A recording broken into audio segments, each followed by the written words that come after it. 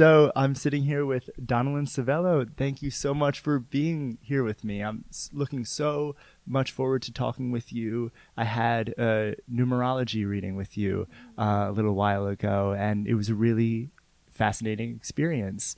And I want to sit here with you and talk to you more about numerology and all the other things which you do. So could you just kind of introduce yourself? What is it you do? And how do you help people? Well, I can say, so I'm an intuitive. I'm a life coach, first and foremost, but I'm a special life coach. I'm not just like any life coach. I have certain special tools that I keep in my back pocket. And so I say I'm an intuitive because it just gives me the opportunity to see your life a little better than I see my own. So I use that, and then I use a particular type of numerology that helps people to understand what their life lessons are. So their patterns, their issues, their challenges, their struggles that they have with other people, why things happen the way they do for you. And so when I work with clients, I say, just give me 5 issues or concerns about your life, and then give me your birth date. And I have everything I need to decode your life. So I do a meditation on you. I write what comes up for me. I run some equations on your numbers. I get your life lessons, and I cross-reference everything. And then we have a really great conversation. And you walk away after 1 hour with a much clearer understanding of what you've been going through the last few years and why you've been going through it. Yeah. So. And that is incredibly mysterious to me. I guess I've always looked at numerology with a certain amount of skepticism. I have that little guy in a little lab coat in my mind going, oh, that's not scientific. I have that voice strong when I encounter fields like numerology or intuitive healing. But particularly with numerology, I'm a big fan of a guy named Dan Millman.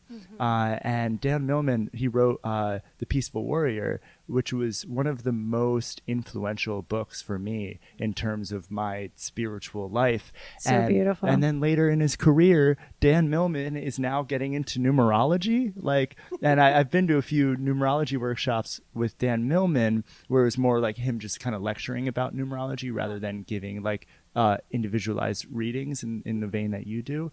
But I wanted to hear what Dan Millman had to say, and he said a few interesting things that kind of sometimes it just takes one person you look up to say something that changes your mind about something else. He said it's something that seems to work in practice, but not in theory. So interesting. Yeah. Tell me more about that. So because one of the main questions that I have about numerology is, where does the meaning come from? How come 32/5 means, how can you take out this literal meaning about, oh, you are living your life to fast, and that's causing you to not eat as much as you need to. Sometimes you get these very concise readings out of numbers, and is there, and it seems to work, but how does that happen? Can that question be answered? How do we derive meaning from the numbers that are associated or present themselves to us in our lives? That's a beautiful question. But so our lives can be distilled down to a series of numbers. Everything is an equation. Everything in the universe comes down to mathematics. And it's so funny when you say there can be skeptics, and but mathematics can be proven because it's an equation. Yet we're still skeptical. I'm like, you could be skeptical about anything else, but this is rooted in mathematics. Yeah, it is an equation. So Einstein understood this. NASA understands this. Everything is mathematics. Everything in the universe, in the multiverse, comes down to numbers. So why wouldn't those numbers be relevant to us here? Because we're on a planet, but the planet is part of a universe, which is part of a galaxy and part of several galaxies and a multiverse. Everything is connected with numbers. And so as a soul, when we come in, we pick absolutely every aspect of our lives before we come here. Yeah. It's sort of a type of fate. Fate is sort of what will come to you, but free will is what you do with it. Mm-hmm. And so you pick the moment of your birth is so important because it sets the tone for everything. So it sets the tone for astrologically, your personality. So where the sun is going to say something about how you project yourself to the world or how people see you. Where the moon is says something about your emotions that people don't see. Where Venus is going to tell you something about the way you are in relationships. Where Mercury is going to tell you about how you communicate. So that all sets up the archetype for you, right? Yeah. And then numerology, the specific type that I use, Dan Millman is the same system. And so this teaches you your life lessons, your patterns. So what you come here as a soul to learn, and you'll pick certain numbers, and that might karmically come from other lessons you've had in other lifetimes that you haven't made any progress on. And so that moment of your birth is very specific because you're going to pick those numbers, and those numbers are going to correspond to a lesson because everything is vibration. So a number has an equivalent vibration. And so that's a circumstance that you'll encounter here on Earth. That number translates to a situation. And in your case, something that wants to be worked through. Yeah. And so that's really important for the soul. I love that idea of this life, this incarnation being a type of university for our souls. That we choose a particular life in order to be conditioned by all of those things that we will experience in that particular incarnation. But then there is this kind of aspect or other side of the coin of free will where it seems like, at least for me, there's a certain amount of responsibility that I have to try to read the universe that I'm in and trying to glean what it might be telling me about my time during University Earth.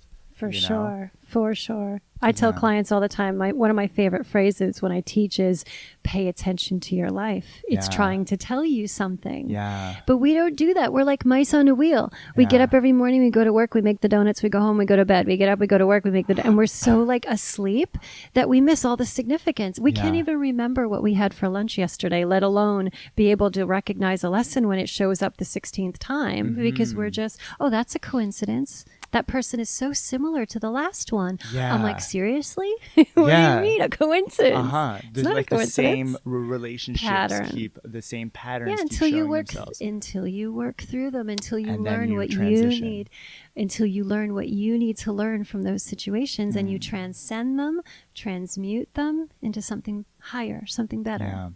Yeah. When I was younger, this is around middle school for me.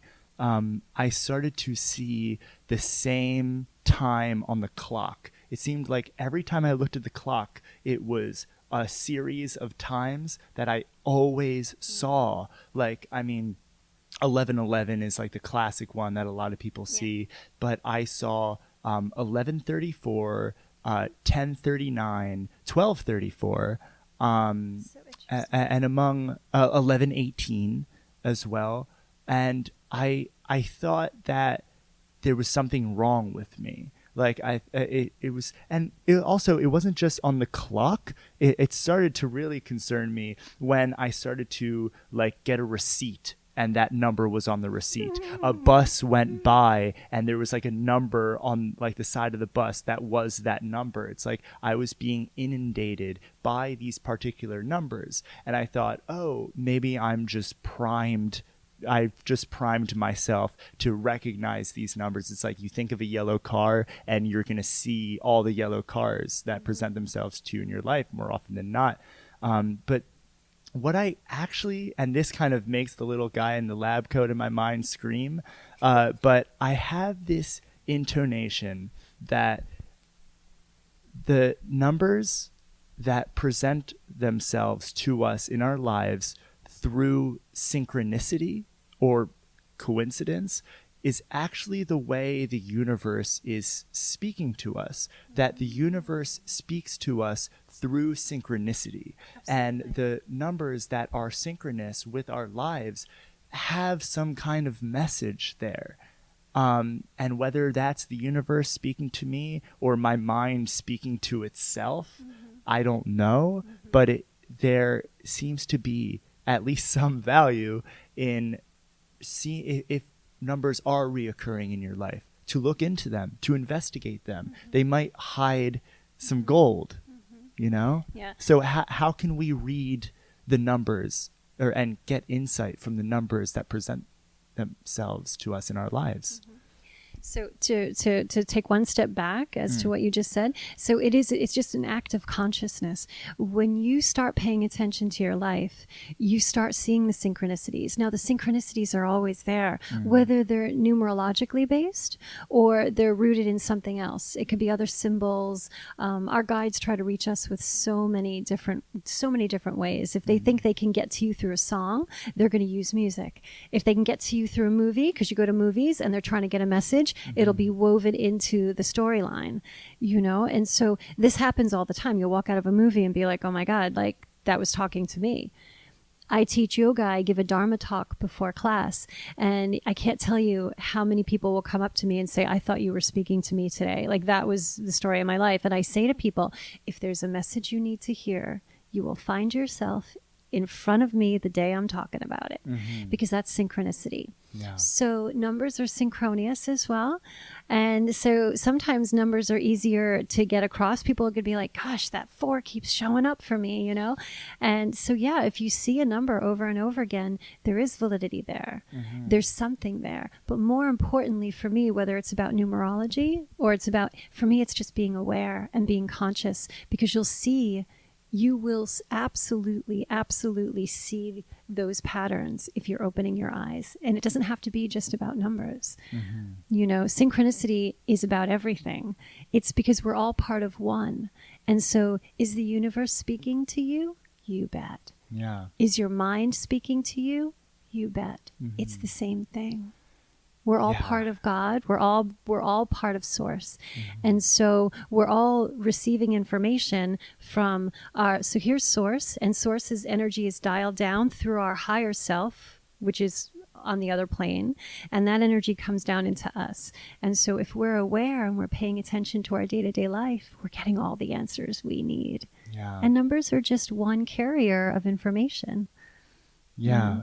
Wow. I mean, it seems like I love this idea of we are the universe. We are the kind of the universe being aware of itself, but we've forgotten that. So it's almost like to become one again with the universe that we are one with means to kind of be in correspondence to it, In sync with it, and numbers is I guess one of the primary ways that you do this. When did you start?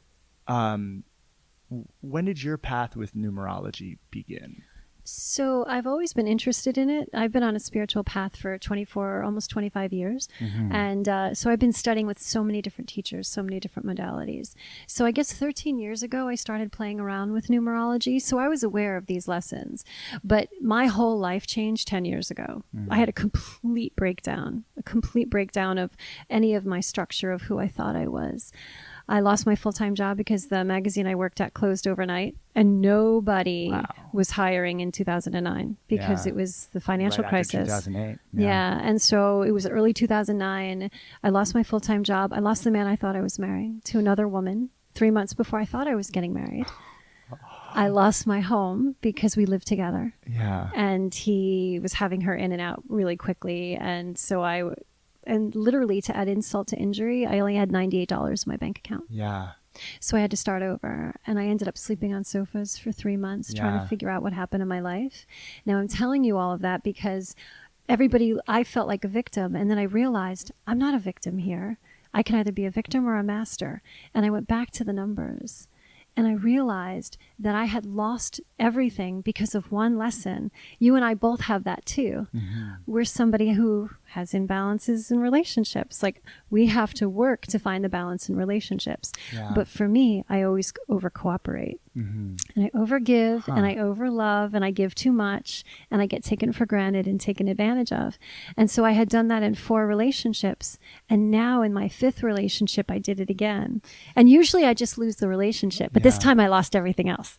Because the universe is like, no. You're not going to throw yourself into a full-time job and forget this. You're not going to just... There's something here you need to learn. You need to look at it now. So we're going to take all the distractions away so you have nothing else to do but look at yourself in the mirror and say, what the hell just happened to me? Yeah. So I didn't even have a bed to sleep in and cry. Yeah. Like, I slept on sofas. So I had to get up when my friends went to work and I had to leave and I had to go and figure out my life. Yeah. So I had to do the work. Mm-hmm. And so that is what helped me transform. I went back to the numbers and I was like, oh my God. You needed a map. I needed my map. And I went back to the map that was given to me 3 years ago, 3 years earlier. And I was like, holy cow, I can't believe I did this again. So then the last 10 years, I've just been determined to sit with people and teach them that you don't have to lose your life to learn a lesson. You could just learn the lesson. Yeah. Take it from me. Yeah. Take it from me. Yeah. So that's why I teach this work. That's why I'm so passionate about it. Yeah. Yeah. Because when we had our numerology lesson, that was one of the one of the big takeaways for me was like, you don't need to go through the crisis in order to learn the lesson of that crisis. Like, sometimes I think I kind of have this like hands-off attitude where like, oh, if something bad happens to me, well then that's what's meant to happen, because that's how I will learn the lessons that I need to learn. But why Doesn't not have just to be that learn way. it through other people? Totally. Yeah, exactly. And using numbers as a map to kind of pull yourself out of the chaos of your life. Totally. That does seem to be a great way of doing that. But still, what I don't understand is what is the connection between the numbers and the meaning? You know, it's like a vibration. So how do you put words to that? So the only way I can understand everything is energy, Tyler. So we are spiritual beings in a physical body, and we are aspects of source. So everything comes down to the energy field and whatever's in our energy field. And so everything is vibration, and vibration translates to the vibration is meaning. It depends on the dimension you're looking at. It depends on so many aspects, but every aspect of energy leads to vibration. So numbers hold vibration, and those numbers can be translated into a form of information. And they can be articulated? Yes. Whose job is it to articulate it? You know, is that something you find yourself being able to do, or is this something that Pythagoras did? Pythagoras obviously, had a hand in this, because, where the system of numbers comes from is like, I that I can't answer. Yeah. I just know it's Pythagorean, and I know that every number has a vibration. So another way I can explain it to you, I don't know if this is going to help, but I'm going to try. So when you're having a baby, a type of numerology is actually to help you decode your name. You can decode your name, and people are like, that's ridiculous. How could I decode my name? Like, it's so subjective. My parents could have changed my name, or I changed my name. What does it matter? Mm-hmm. But again, it's energy. And so when a woman is having a baby, and what actually happens is the soul, because the soul, you pick your parents before you're born. You just do, because the seeds of your life lessons are planted in childhood, and you spend the rest of your life overcoming it. Yeah. So you have a very special soul contract with your parents. And so you're coming in and you already set your lessons up. You have soul contracts with your parents to help you with these lessons. And so furthermore, your name is going to carry a vibration. Maybe from whatever dimension you're coming from, whatever karmic ties you have, that's all information. and that's consciousness. So that's coming in with you. So it's another level of numerology. So what the soul does is it whispers the vibration of itself to its parents. And so the parents naturally in tune, especially the mother, is in tune with the vibration Channel of the child. the name? Literally, they get the vibration of the child. That's how the soul manifests. Wow. It's information. It's consciousness. Yeah. So they get the vibration of the child, of the soul, and what the soul needs. And so from that vibration, they will translate into it into a name. So go back to who we are. So remember I told you source is here. Source is the signal, God. Mm-hmm. It's transduced down through our higher self, which is the transmitter, the transducer. Then that energy comes down into the self, the ego, me here on earth. And this is all information. It's a flow of consciousness. So if a new soul's coming in, it's still part of that channel. That consciousness is coming in. Yeah. And so that soul is talking to its parents, and it's literally giving them the vibration of who they are and what that information is that they need. And so again, the parents are going to translate the vibration, especially the mother, because she's holding the child. That vibration translates into digits. It's kind of like a Morse code. Yeah. Does that make sense? Uh-huh. And so they're working with a vibration, and then they come up with names. I like this, I like that. And they just think, we think as a self, as a human, that it's just subjective. It's a pretty name. Mm-hmm. I like the name Willow, or I like the name Apple, or whatever. But there's actually meaning behind it because it's a translation of a vibration that we're receiving through our higher self. It's a signal going through our transducer, going through, we're the receiver. Yeah. Always the receiver. If you're listening to your higher self, if you're listening to your intuition, you're getting all the information and consciousness you need to live your life and to help your children live their life. And numbers are just, they're the output.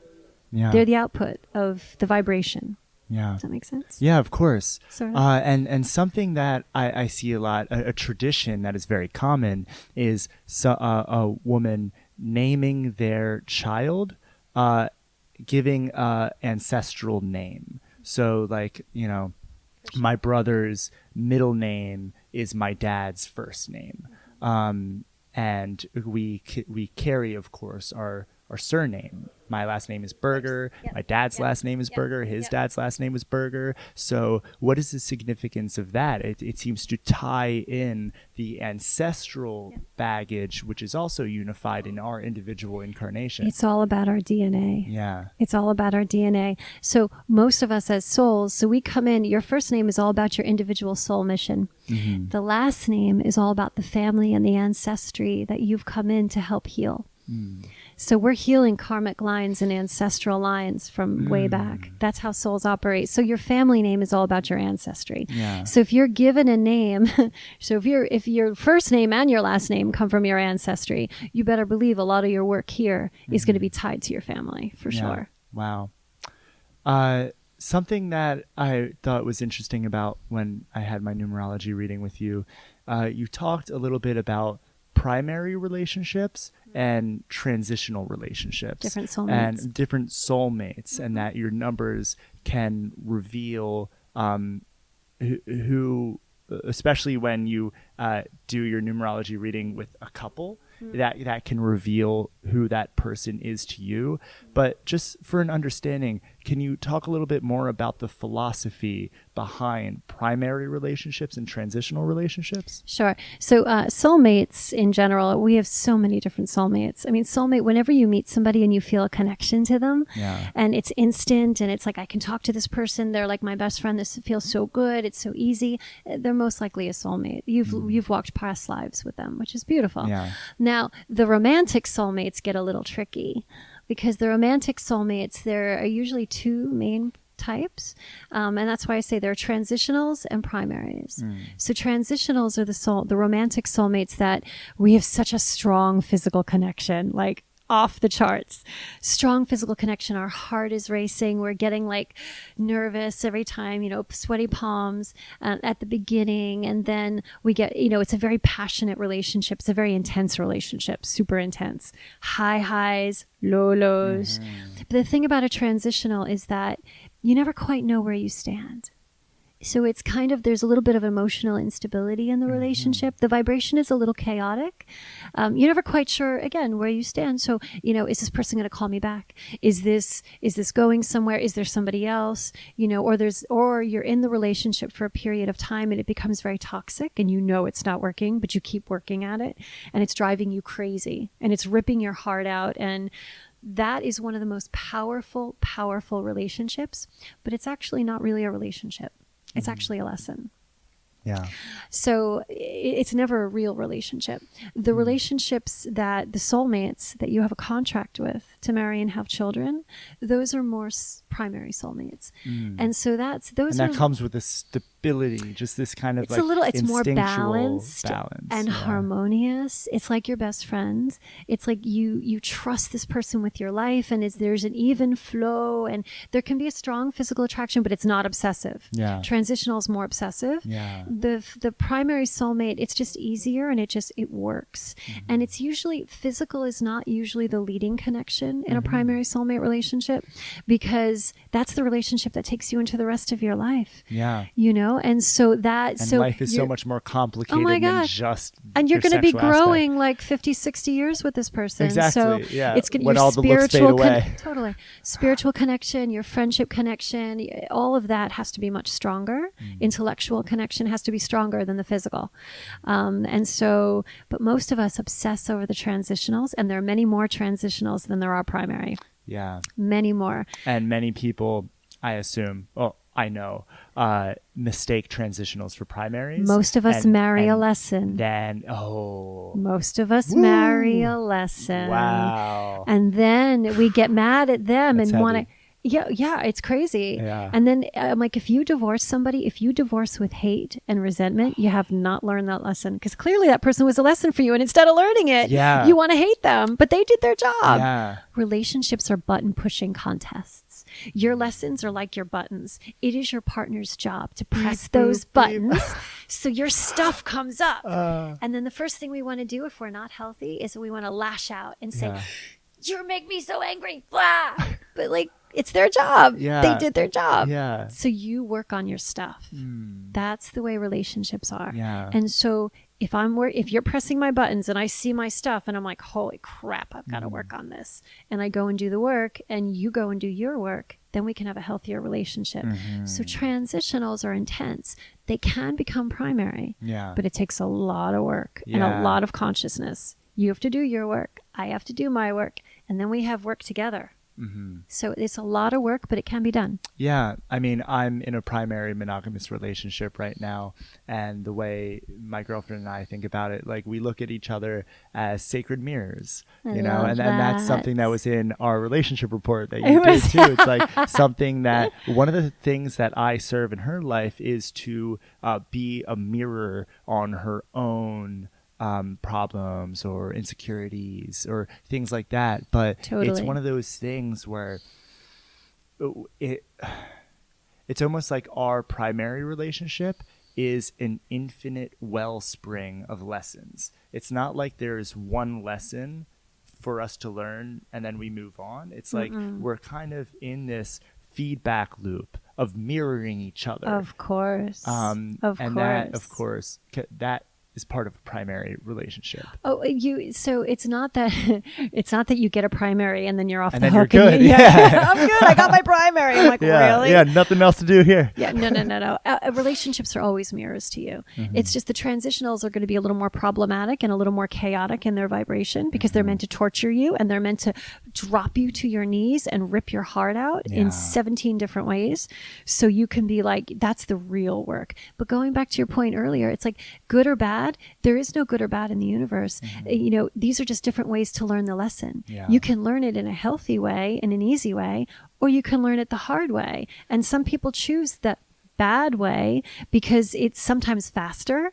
Because it really rips your heart out. You learn real fast when you lose everything. I lost everything in 6 weeks and it changed me that. Where I had spent so many years not learning one lesson, and then I lost everything, and then within 2 months I was like, oh my God, got it, I'm good. I'll never do that again. For sure. So yeah. I forget. I just want to say, it's funny that I've had a very parallel experience in my life. So in 2017, I did something called El Camino de Santiago, which is a very old Catholic pilgrimage that you go from the western border of France to the west coast of Spain. It's a 750-mile, 900-kilometer pilgrimage, and I walked 8 hours a day for 30 days. And this is just like something that I felt like my soul was drawn to. I had just graduated with my bachelor's degree, and like so many other people who just graduated with their bachelor's degree, they're in chaos. They don't know what to do. They've had this North Star of this degree their entire life, and then that gets like taken, and then you don't know what to do. So my solution was to take this journey. And when I came back from that journey, I came back from that journey with like $3. Essentially, I was flat broke. I spent all the money that I had on that journey, went back home, lived at my parents' house for like 3 months. And then I finally had the opportunity to move to New York City. I got a job here, a really amazing job, and I'm like, I've always felt a calling to go to the city, and I really answered that call. There was a lot of fear telling me, what are you going to do, move to New York City with a backpack and an air mattress, and you think things are going to work out? It's like, I don't know, but I'm going to try. And then I did, and it was actually on Valentine's Day in 2018 when I had $7.57 split between two accounts that each had a $100 minimum, and soon I was going to start getting charged. But the day after, my first real paycheck came in from my job, and it was like an airplane that kind of was taking a nosedive but pulled up right before it hit the ground. And now I feel more in alignment with my life's path and what I feel. Just, we all have a sensation of what we know we should be doing. Totally. And you are either in alignment with that or you're not in alignment with that. Totally. Of course, it's not so good to should on yourself all the time, right. But like there's a certain amount of the should in your life that is your soul's compass trying to direct you to your true path. And I feel like I'm walking on that path right now, and it took that jump into the chaos. It took, Terrence McKenna said, sometimes you need to jump into the abyss to discover that there's a feather bed, you know? Totally. So you got to go through the chaos, and maybe you can use numbers as your map. You do. But the numbers, but honestly, what it all comes down to is that this is a game. Tyler, you're never going to lose or win it. It's just about how you play it. Yeah. It really is. And I tell people, you might think you have a bad hand, but it doesn't matter, because again, there's no good or bad. But if you did have a bad hand, it's going to make you a better player. It just is. Yeah. It is, and so if you could go through life and you could listen to your intuition, because remember, that's that channel, source, your higher self dialed down into you. And when something feels good, you move in that direction. When it doesn't feel good, you move away from that direction. And that means you're in alignment. If it feels good, you're in alignment. You're in that line. Yes. And you feel aligned. And it's like, okay. It is a feeling, isn't it? It's a feeling. It is a feeling. Know. And you totally do. You totally know. And the thing about it is, it's not about the money. Because if you're in alignment, the money always comes. Yeah. Because think about it. Money, abundance is currency, right? But currency is an energy. It's a flow. And so when you are aligned with your higher self and you are doing something that you feel so passionate about and you're so inspired to do it, but you have no idea how you're going to make that money, it's all good. Because if you do it and you take that action, you're in alignment. And because you're in alignment and you're allowing that inspiration to flow from source through you, through your creativity, that flow is moving. What's going to happen is the abundance that you seek, which is a currency, it's current, is going to flow with it. It has to. It's spiritual law. It has to. Now, this intuition of alignment that we have, that comes to us as a feeling, I feel like that gets very clouded up for a lot of people, because I feel like we are, and that's the disparity between how we feel and how culture tells us to be, the cultural programming that is imposed on us. Like, what might feel most aligned for you might not be going to college, getting that job that your dad says you need to get. And there's that disparity. But sometimes people give in and do what their culture tells them to do. And it seems to me that the repetitive act of not listening to your conscience, to that intuitive faculty in yourself, it begins to atrophy, and you begin to lose that intuition. How can people rediscover and revive their sense of intuition so they can then become more in alignment with their path? So it's a great question. And just to clarify, you never lose your intuition because that's your guide map. It's who you are. We're aspects of Source. Source is a creator. And that energy comes down into us. We create our lives. If Source creates the multiverse, what do you think we're creating? What do you think we're doing here? We're working with Source. That's the energy coming through us. And we're creating our lives every single day. So it's just a matter of aligning with yourself, which is 101. It's meditation.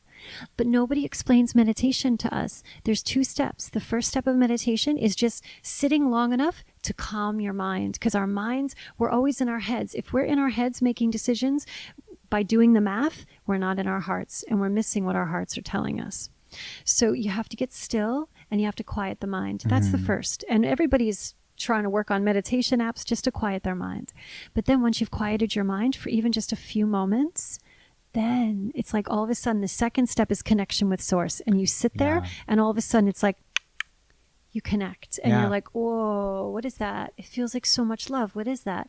And that's when that's when you're in alignment, you're in the line, and then Source can flow through you and you feel it. Your heart expands and you're like, whoa. And you can just feel that energy and then the wisdom comes. Yes. Then you get the information. But if you don't sit still with yourself, you'll never get that flow of consciousness, that flow of information that's yours. You won't get it. And most of us don't even know how to do that. We're in our head, running around like rats every day, and we're like busy, distracting ourselves. And we never get still with ourselves. So we don't even have our guide map because, and then we don't do our numbers to get any idea of what guide map. And there's other systems too. Human design is amazing. I mean, that's a beautiful guide map to help you understand yourself. Astrology is a beautiful guide map. Gene keys is a beautiful guide map. These are all tools to help you understand yourself from different perspectives of the fractal, different angles. Yeah, for sure. And that, I mean, for me, that's what it means to pray. You know, like if you do something on the side of your bed, like just take a moment, be still. And maybe you can even do it in the form of a question. It's like, what should I do today?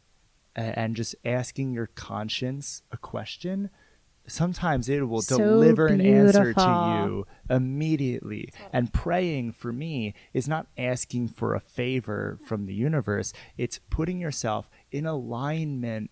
We're using that word alignment a lot. You're putting yourself into a state where you can become a receptacle for a receiver for that information from that Source. Information that we That's are what you connected to are. from Source. It's perfect. That's exactly what you are. Yeah. You missed Mystery School. I started Mystery School. We have been doing that the last 2 times, talking about how we're receivers and we're getting the signal from Christ, from God's consciousness. Christ Source. consciousness It's Christ is one way consciousness. to say it. Exactly. It's the same. It's coming through us.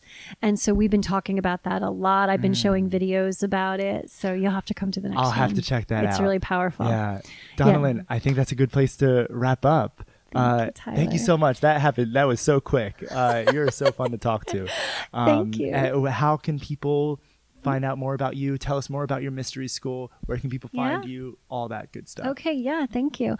So you can check me out on Instagram, Donnalynn Civello. All my connection points are on there. And my website is ethereal-wellness.com. And so you can learn more about, I'm actually at Assemblage, I'm doing a big weekend workshop. It's called Quantum Numerology Weekend. Super powerful. So you're going to learn the equation to calculate all 9 lessons. And then we're going to take a deep dive into each of the 9. Then we're going to do the 9 life cycles so you can figure out what life cycle year you're in and what it means for you. And then we're going to do relationship numerology, so you can start understanding your situation with other people. Which is very fascinating. It's Let me just say, so I've much done fun. that, and that's cool. Yeah. And then we're going to do then we're actually going to decode your name if we have time. Very so cool. Super powerful. And so I do these small groups that you actually did. I'm doing another one tomorrow night.